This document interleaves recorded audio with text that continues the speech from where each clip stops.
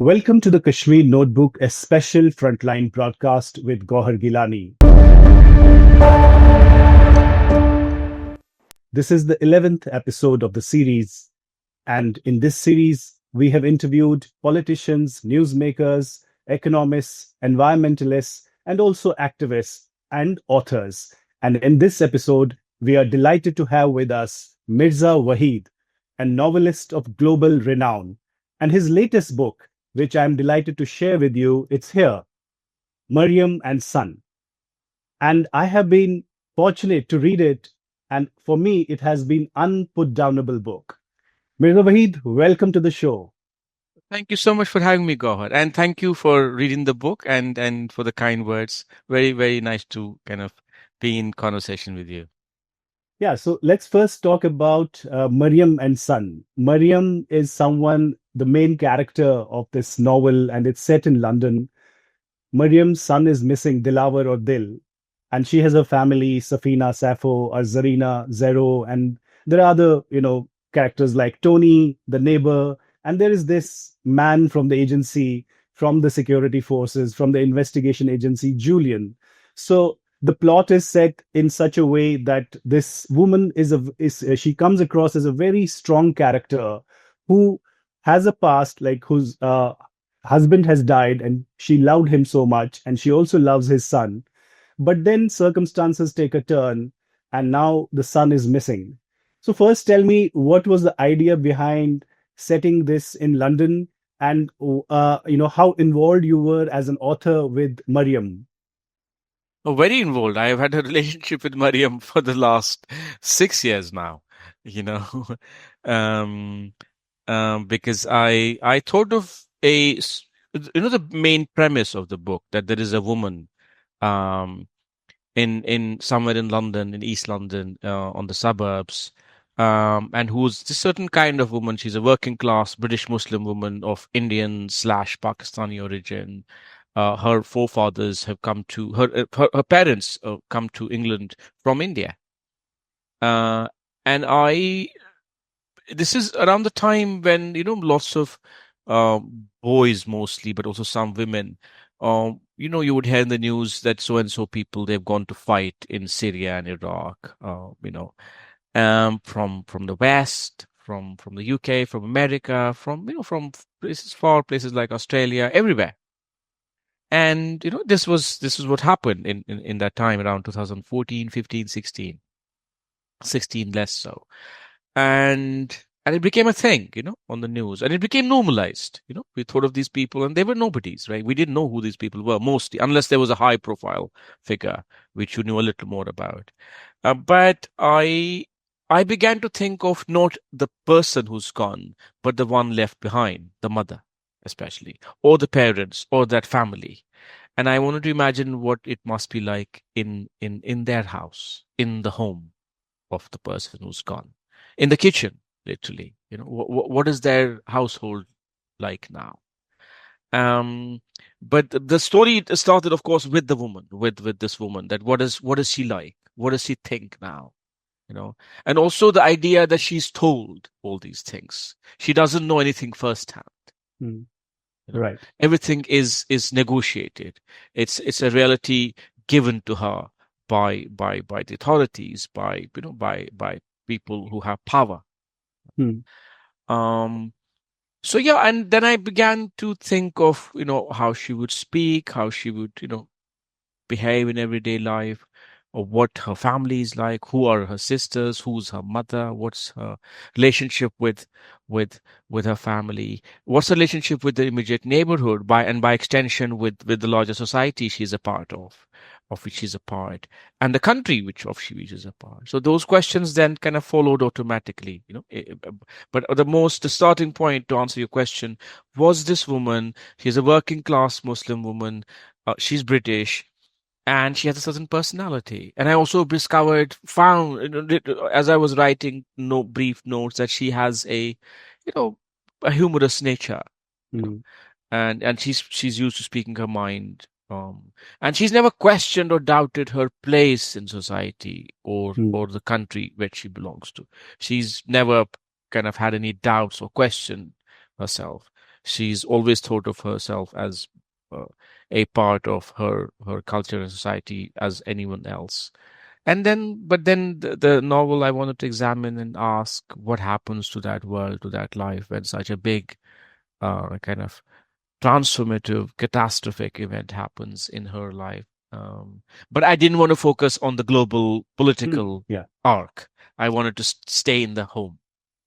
So, Wahid, what kept me hooked to the book as a reader was two things basically. One was the relationship that started to evolve between Julian and Maryam.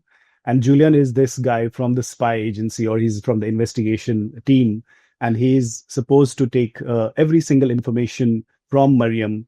But at the same time, there is a lot of empathy between the two. Maryam also sees Julian as a human being, and vice versa.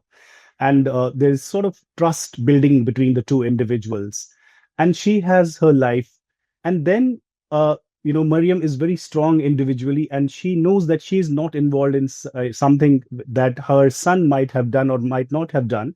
And then when she discovers what happens to Dilawar, we will not disclose Let's all not give details away too about the much. Yeah, book. yeah, Yeah, yeah. will not give away too much. But I think this, these two things were very important. How, should Maryam trust Julian?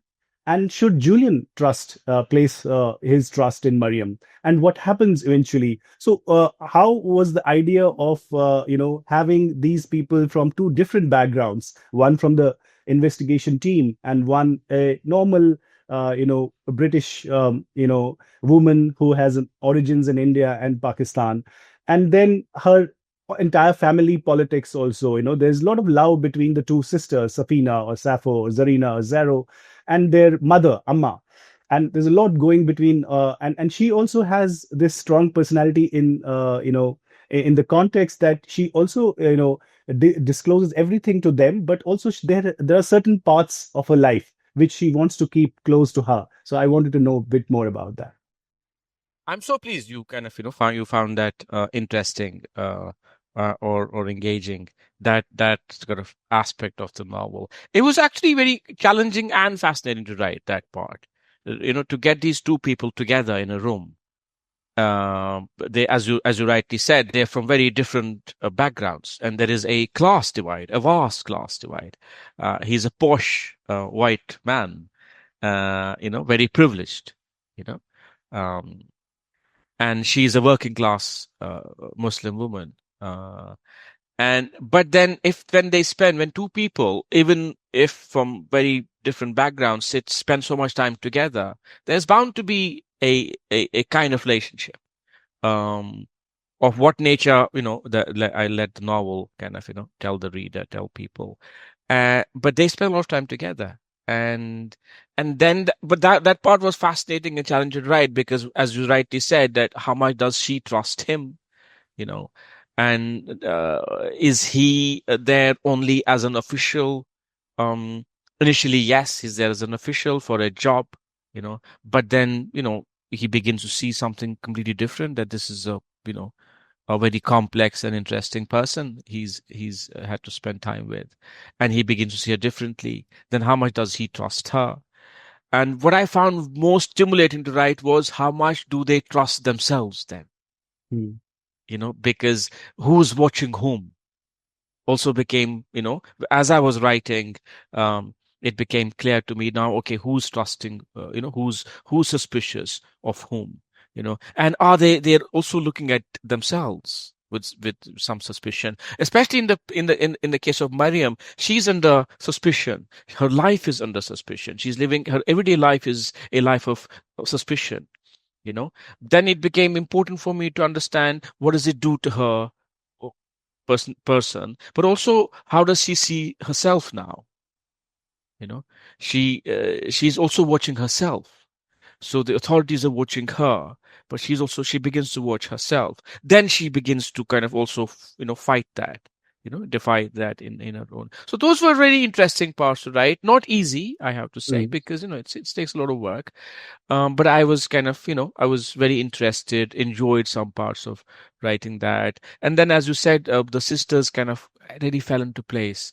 I won't say that was easy, but it was it was kind of a natural extension of the family. Then the sisters just fell into place, the way they spoke, the way they speak with them each other, the way they speak with their older sister, who they admire and adore. Yeah. But then they also argue like most siblings do. you, you know There is this and they sibling rivalry also. Yeah. yeah, there is Little bit of that, it. and Yeah. then there is also the figure of the mother who I chose not to spend too much time with, but I made sure that there's enough of her Hmm. to. I didn't want to do too much with her, but enough of her to see. Okay, this is the big figure in their family in a way, but she's a figure of the past because now Maryam and Zareen and Safina, they're obviously grown up women, but they all came from this person who has her own kind of way of doing things and speaking.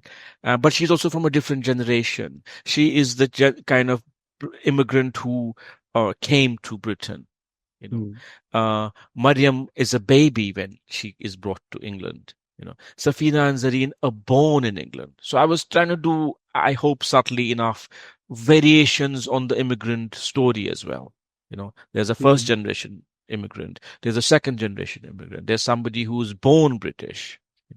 There's somebody who was always thought of herself as British until now, because now she begins to see some prejudice and suspicion, and then she begins to reevaluate, reassess her own life in many ways. She begins to question, oh, was I really always part of this? And so on and so forth. So those parts were interesting to write. I enjoyed writing them, but difficult as well in the sense it took a lot of work of many revisions and drafts. The usual. I mean, you've Yeah. written I books. I can understand because I could see the like not the linguistic decoration, like how you write the sentences, the dialogue delivery between the like, if there is something happens, and there's a natural reaction as a British woman who has roots in India or Pakistan, and she says Allah Mia Meri Kismat, these kinds of words. These are very natural flowing. You kind of relate to these sentences. These are the those common threads that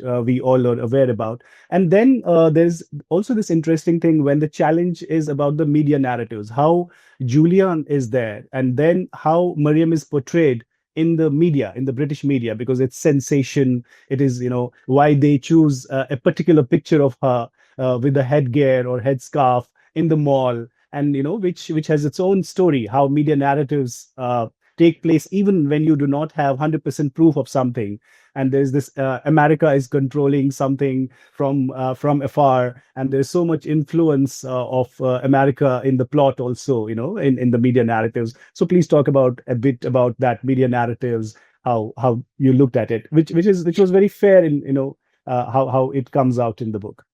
Yeah, I'm glad you approve. No, no, Not that. really, you've been, exceptional journalist and writer. Um, I had to be careful because of course, I wanted to do it. Um, how Muslims are seen in the media. So there are two broad ways. One is that there is understanding of Muslim cultures and Muslimness, but then it's bracketed into one kind of, under one label sometimes. There's also understanding that there is no one way to be Muslim, like there is no one way to be Hindu or Christian or Jewish, like, there's many, many various, ways. And like every other culture and religion, Muslims have a lot of diversity within, huge amount of diversity. But anyway, that's not what I want to talk about. I wanted to see, okay, but then in the media, they don't want that kind of nuance and complexity. The narratives have to be neat. The Black and headlines have to white. sell. They have to, but then it gets more dangerous than just selling a newspaper copy or clickbait. It's far more dangerous and than that, because there is also elements of prejudice and Islamophobia, as it is called in the press. I find that term limiting sometimes, because that's for another discussion. And so those narratives suit a certain kind of politics in the West, but also elsewhere. You know, Even if the people who run those places are aware of the complexity and the nuance, they're not going to touch that. It suits a certain kind of newspaper in this country, a tabloid press, to portray Muslims in a certain way, to demonize them, um, or to show them as extremist, or all kinds of things. And then they will, if they have to pick from 4 photographs of a Muslim woman, they'll pick a woman with a headscarf. Yeah, I mean that was also very interesting in a sense that Maryam, although she has all these kinds of labels in the media narrative, but how she is so strong that she almost refuses to be, defined by the labels that the Yeah, media wants to put on she her. throws a fit. She throws a fit, and she rants about it. And then, and not only does she refuse to be portrayed or seen Or caricature, demonized, yeah, in a certain in that manner. manner, she also doesn't want any favors. You know, or she doesn't. She finds herself appealing to the people who she's talking to. That, oh, this is not who she is. Then she says, I don't care. I don't have to explain myself. Hmm. So she Yeah. checks herself, but then the seeds of suspicion have grown into her. That's what it does to people. Even though she's a very strong and complex and wonderful but also ordinary person, right? So she begins, but then she fights those tendencies, because those elements of suspicion and prejudice and Islamophobia and all kinds of things, they begin to affect you. You begin to suspect yourself. you know and then she stops and she says, what the hell am I doing? Why should I cater to these tropes? She doesn't say it, obviously. I don't want the book to sound like a lecture, and it isn't. This is Yeah. a story of a woman. But I was interested in that. But going back to your question, the challenge, then the key is, do I want it to be read as a lesson? Is it didactic? So that's not great fiction, is it? I'm also, I have to connect with the reader. The whole idea of me writing fiction and you or somebody else reading is that, am I, communicating this, telling you the story? I want to connect with you as via my art, not give you a history lesson or a lesson in, Hmm. in so that was, so I had to be aware of that as well. I didn't want it Hmm. to be a, okay. So I had to cut back. It was kind of, those were long sections. I had to cut back, pare them down, make it, try. I don't know how successful it is, but try to make it ring as true as possible. Yeah, That it comes out, the references to, for example, when Maryam goes back to this, there's a lot of this Allah Muhammad, the frame, you talk about in the book.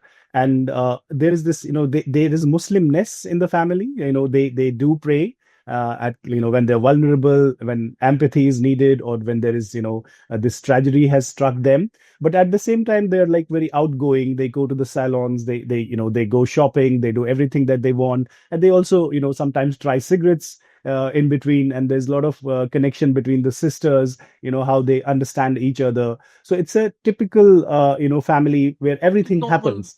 normal, normal people. Yeah. Normal people. There's one, as a novelist, I don't have to try to uh um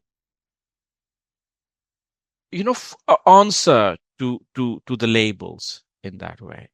They are people who are like flesh and blood people, who can have fun, can be ordinary, have flaws, like everybody else.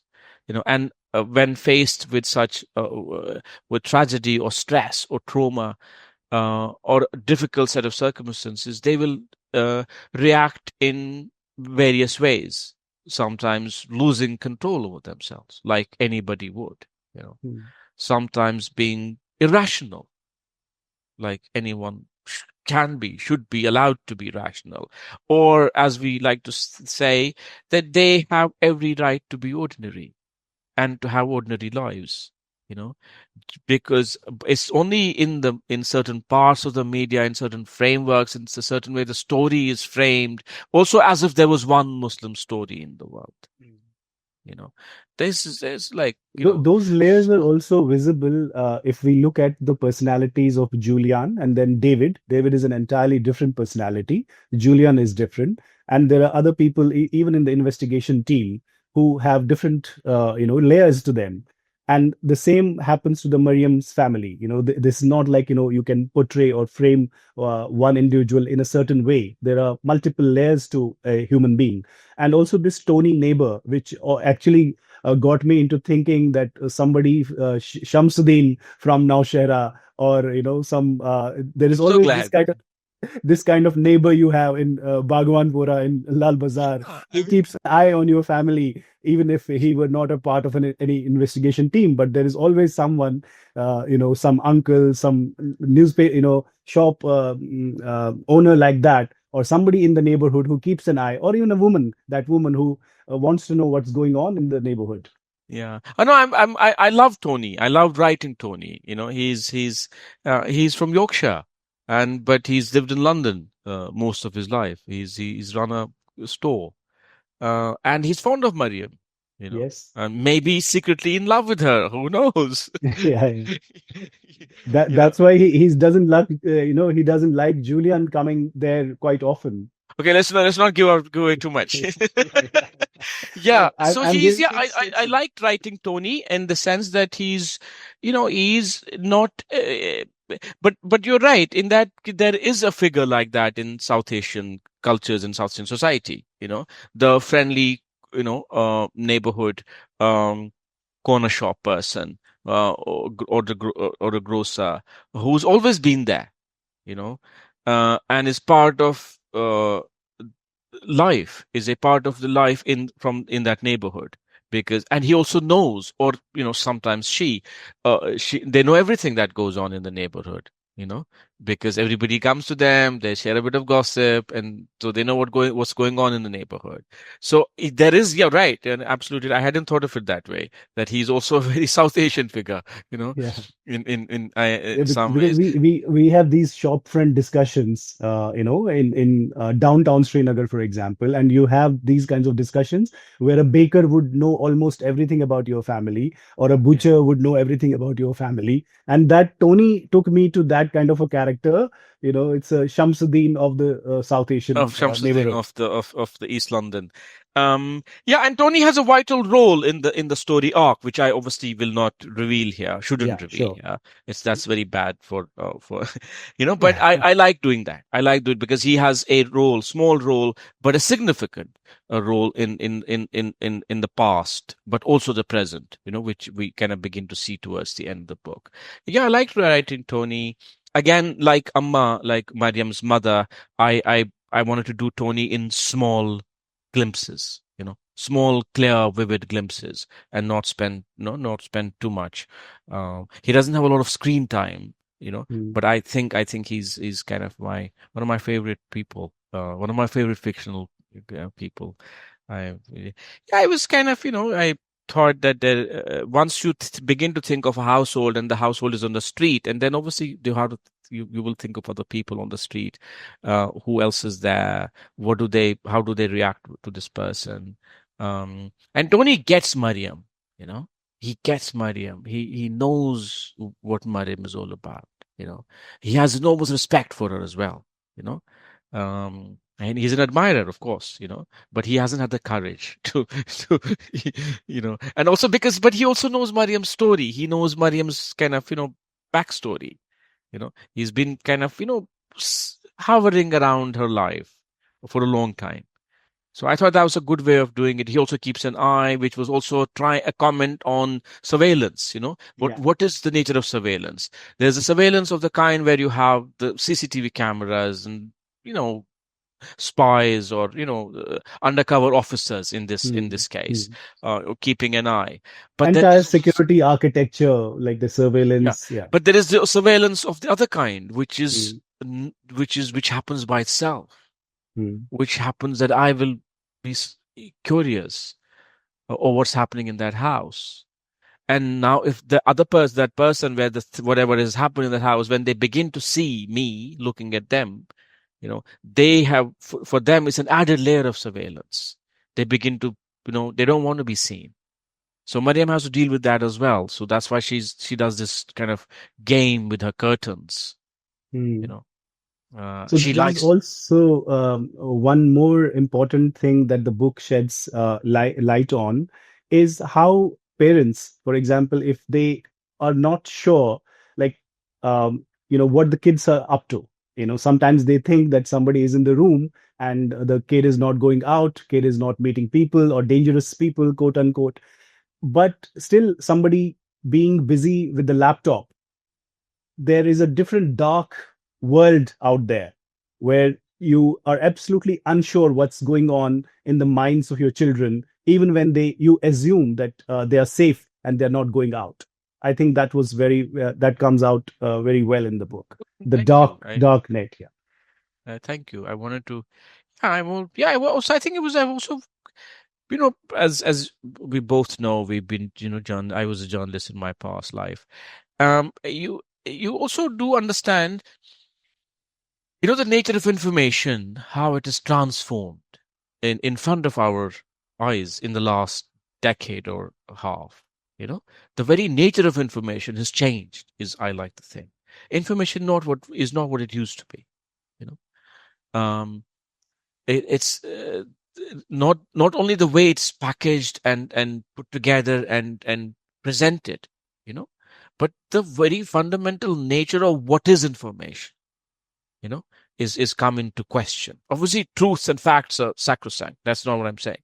I'm saying the way information is delivered, given, circulated, um, shown, you know, it's become a minefield, you know. Even facts that are facts, and the way they are kind of um, the way they are weaponized or deployed, you know makes all the difference now. So You, I was kind of trying to do yeah. a little bit of that, because there's uh, when when those in power tell us something, you know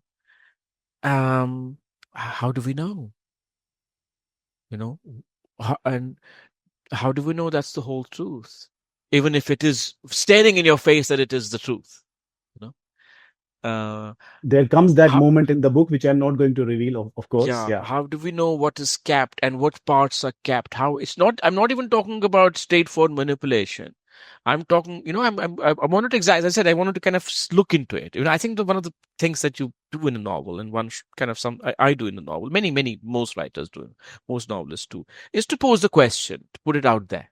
I don't want to give neat answers and kind of or definite closures, but to put the question out there, to throw little bits of doubt uh, into the framework, into the story. What does it mean?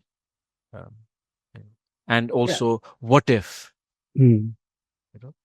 Um, so yeah, that was kind of my way of doing it. But I was, as I said earlier, I was trying at the same time, to kind of to cut back. I didn't want anything to become, to a sermon or kind of or an essay, on something. So I cut back, and what helped was my early drafts, the people whose judgment I really trust and admire, Yeah.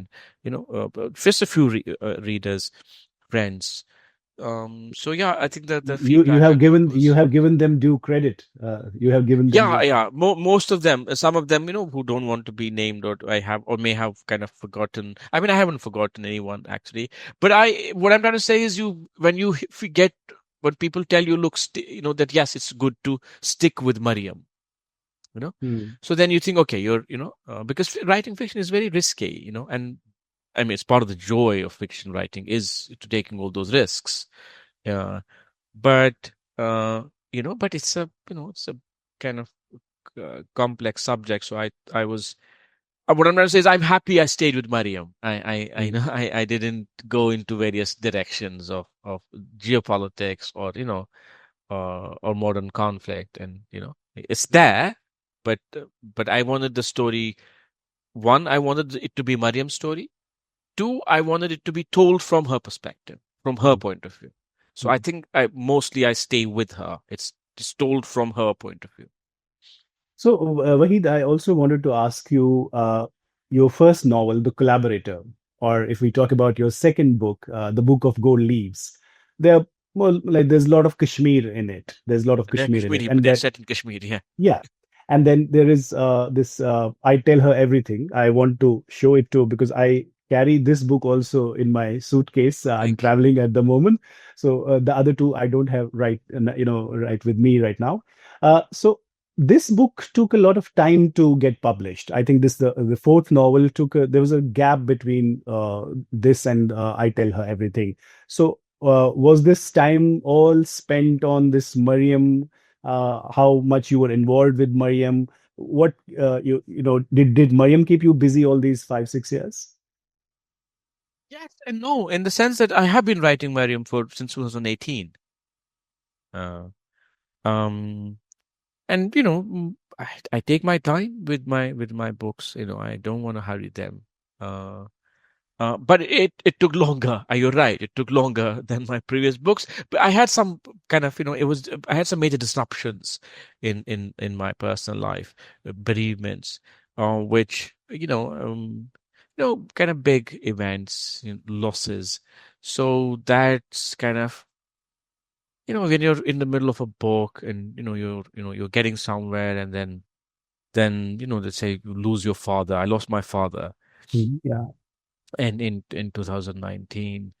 So it's not, then you can't just come back and pick from where you left it. It's not like a button doesn't click into place, especially after such an event.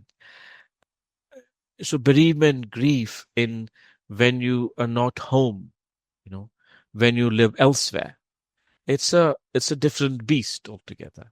Because it adds a layer. Because you of course you participate in the whole process of mourning and grief, and or like all the logistics of grief sometimes, but at the same time you haven't lived there. Mm. Yeah.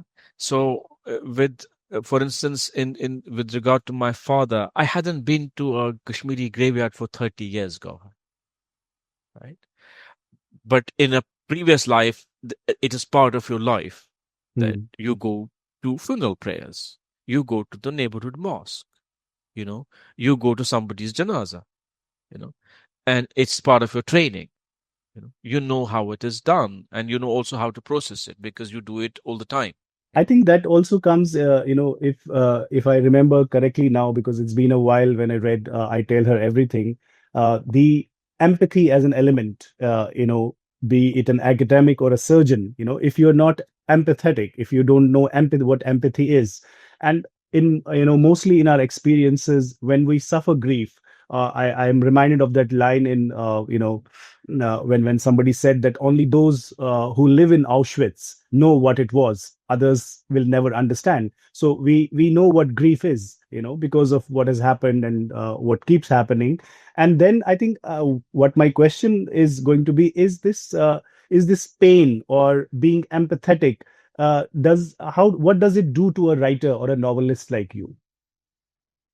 Yeah, look. To be honest, I don't think anything is special comes to a writer, because at the fundamentally you're reduced to being a very basic human being at a Mm. time of loss. No amount of reading or writing Mm. can make you immune or enable you to deal with it better, because you're a child when you lose a parent. Mm. you know um and I don't think it should. You may have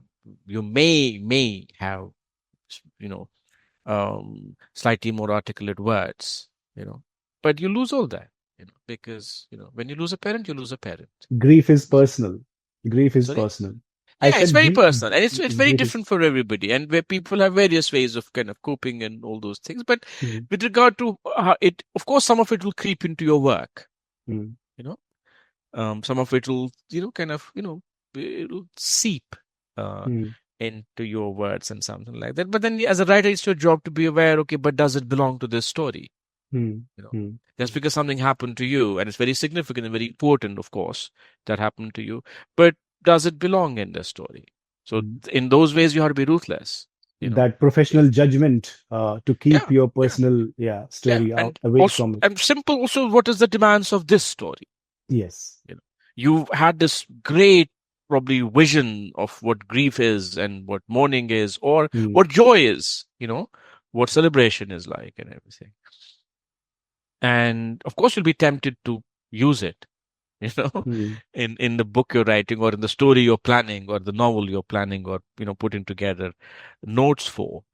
But then the job is, okay, does it uh, belong there? Is can it be? So all those things. But yeah, but obviously it's never perfect, right? Mm. We none of it is perfect, and you always kind of learn. And each book, I think said somewhere, is kind of you're both a so-called experienced writer, yeah, and a new writer when you're writing a Mm. new book. You So, know, can I request you to read a small passage from the book, if the book is with you? as Maryam was walking down the red-tiled footpath out of the shopping complex, she suddenly remembered Aunt Kulsum talking about Pearsons of Enfield once. How big a deal it was that her husband Shoki had signed a contract with the store to supply carpets or rugs or doormats. She couldn't recall exactly. "We are basically the main supplier only," Kulsum had said. "You must go there with a spark. No, you must go there with a spark, no? Nice rooftop restaurant they have on the top floor only." "Where else would they have a rooftop restaurant, you thick woman, on your backside?" Mariam remembered thinking at the time, and sharing the joke with Amma on the phone later that day. Silly old Aunt Kulsum, she said to herself. She went back in, found the side entrance to Pearson's, and was soon looking at the lunch cart in the Skylight restaurant on the top floor. She found a table by a window and sat there, plonking her shopping bag in the opposite chair. What would she not give to have 1 hour? 1 hour with Ash in the seat in front of her. But then she didn't have much to give now, did she? Hardly anything. But really, what would she not do to have Ash with her right here, right now, at home with her, the two of them searching for Dil together, fighting to bring him home somehow. Together, they would do anything to get him back from Iraq. That's what they said he was. There was still time to find him, to bring him home. She had a lunch of vegetarian pasta baked with peppers and courgettes sticking out at the edges, a side of hand-cut fries, and salad in a small plastic case. "Could you not find a smaller bowl?" she thought as she tried to fork a slice of cucumber. "We gave larger bowls to the kids at school, for God's sake. What's happened to England? एक तो पूरी दुनिया vegetarian हो गई है, and then you serve salads in these squirrel pots," she thought as the cucumber slice jumped out and fell into her lap, leaving a wet spot on her shirt. Then she saw that the wet patch was reddish, so she peered into the bowl and noticed that the cucumber slices had turned purple and soggy at the edges because of the red cabbage underneath. "Keep your fucking salad, fellas. Take it home to your nanny." Outside the window, long beams of blue light shone on the mouldy brown-grey rooftops across the road and slid down to the street's below. The well-groomed tops of the hedges separating the driveways in front of the houses flashed silver. On the pavements, there were patches of shade and light, shadows or wet patches left from car washes or from the rain overnight. She thought of Aunt Kulsum again and laughed a little. Thank you, Waheed. Thank you. Uh, I wanted to ask now, not divulging too many details because people have to read this novel. What happens to Mariam? We will not say whether she will shift to India or she will go with Julian or she will live again in the Tony's neighborhood. But another question that I wanted to ask was, there is also this tussle in the novel. There's tussle going on.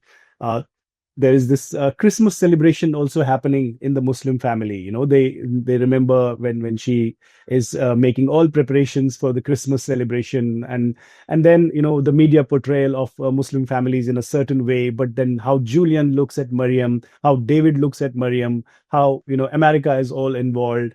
But this, how difficult it is for a writer to bring all these elements in one book and talk about all, in some detail. There's detailing, a lot of detailing in the book.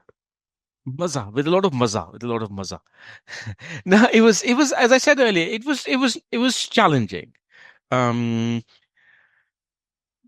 and as I said earlier, because I took so long to do this novel, so I had many opportunities, to be honest. I had many opportunities. I did multiple drafts, it was a longer book at one point, you know. So I cut down, big chunks of it. Uh, but I wanted, as you write, I wanted to keep some of these elements, the tussle, as you said, between various forces, but also various uh, narratives that are foisted upon a family, or a woman, you know. The media wants her to be in a certain way. Uh, the Americans or the American, security agencies, they want something from, this family, Uh, Profiling, dossier, which is like, yeah.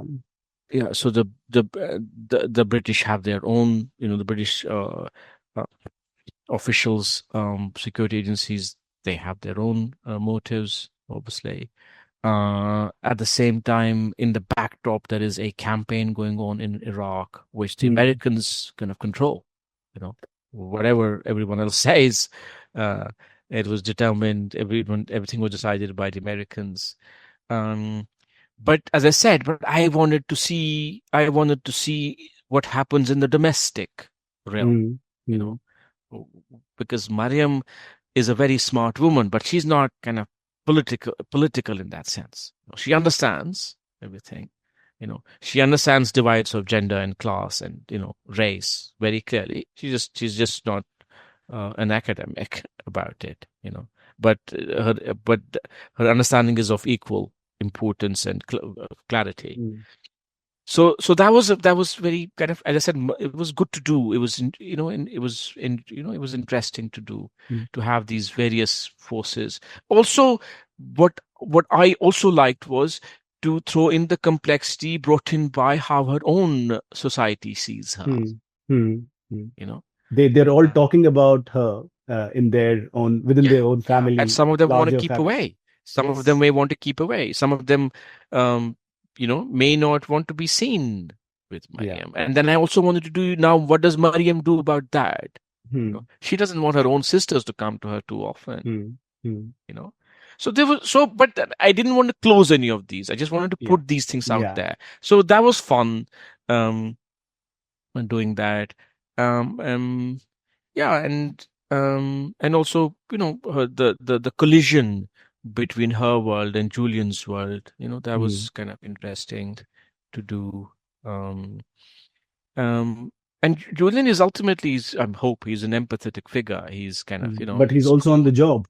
He's also Yeah, on the but job. he's also a professional, and sometimes the boundaries blur. Hmm. The boundaries between his professional self and personal, kind of, they blur. But as I said, but we don't want to talk too much about what happens there. Um, yeah, I hope it works. The novel. So, one last question before we end this conversation, and that is, The Collaborator is an international bestseller. It won many awards, and it is now also a film. So, can we hope that Maryam and Son also becomes a film? It is also turned. यार आप बनाए film मतलब मैं I don't know anything about the film world. It's a very complex kind of thing, very different beast. I prefer this is where my um This is Waheed's where I world. Words. yeah, this is where I work, and it's a very simpler job, isn't it? You just have your, I write both ways. I write in longhand with my pens, and also, on this big machine and computer laptops and things like that. It's a simpler job. There's nothing, no one else is involved, right?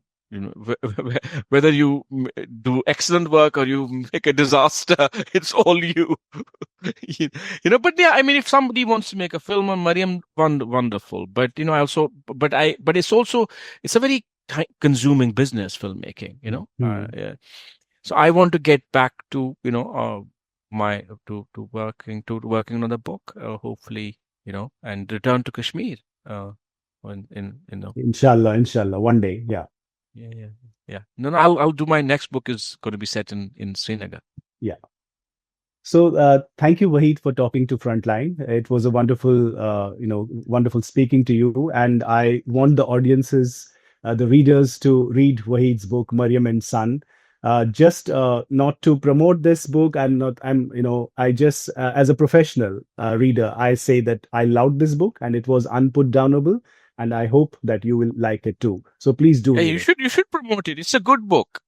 Yeah, I know. that I goes know. No, without saying. I hope people read it. It's a, um, yeah, I labor of love. So thank you, Waheed. Thank you very much for speaking to Frontline. Thank you so much, Frontline and Gowhar. It was really, really wonderful, and thank you for paying such close attention to the book. It's a privilege, really, if somebody engages with the book, with your novel, such astutely. It's a great feeling. Thank you. So I hope you like this interview and do write to us how to improve the Kashmir Notebook and how to improve our programs. Please do write to Frontline. Thank you very much for watching.